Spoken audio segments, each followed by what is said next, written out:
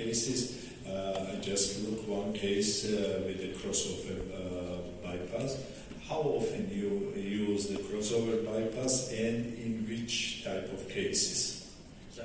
I was having a stipendium in Germany, and then I learned it there.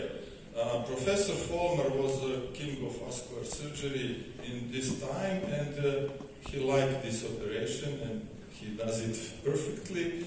And I have learned it there, and I was very proud to make a big number of operations, but I don't remember that I have done it in the last 2 years, because I'm very careful what can we expect from the clinical point.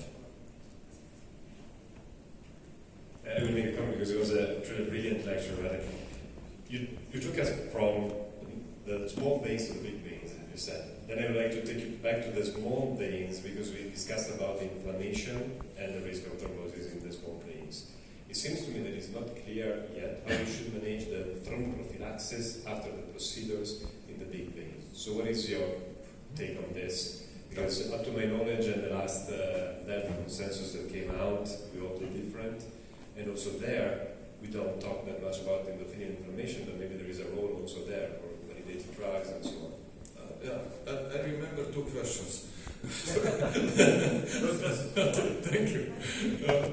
First answer is very simple. Postoperative prophylaxis after reconstruction of the big veins, it means 1 month of low molecular weight heparin in standard dosage, and after this oral anticoagulation in 6 months.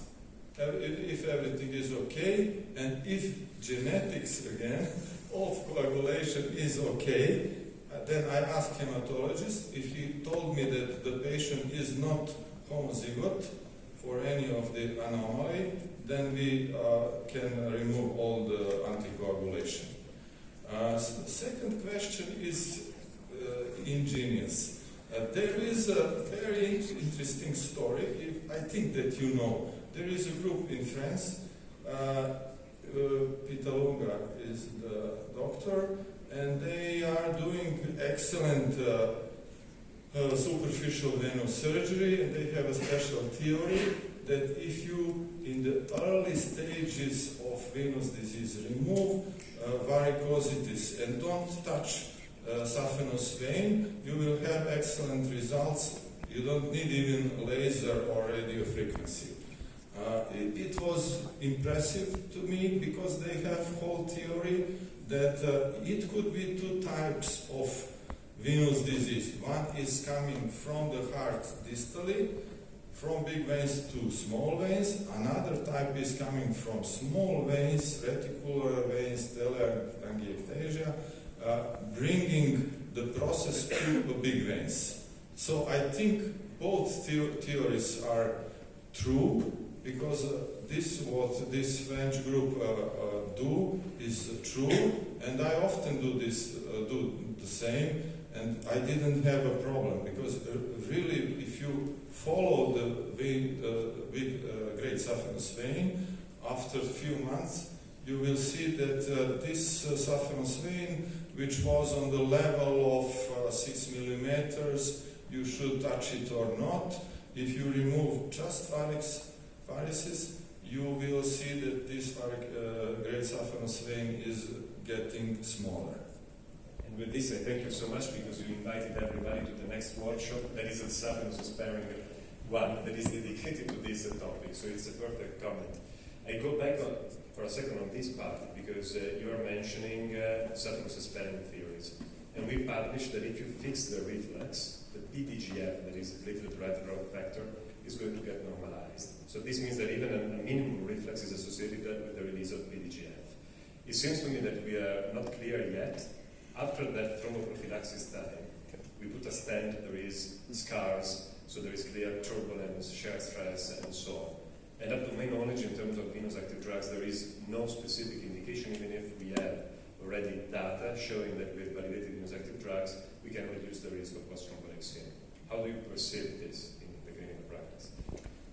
If if the reflux is specific and we know where is it, which point is which valve is problematic, then we should to intervene. This is, I think, very simple. And I was impressed by intervention which has been started in Germany. One German phlebotomist come to conclusion that it is possible to take collagen and to under ultrasound control to inject around the varix, around the valve, and to make the valve which is insufficient sufficient, and even without operation. This sounds me very creative, and it could be the good point for industry and for development of something like this. This could be next step of making venous surgery less and less invasive.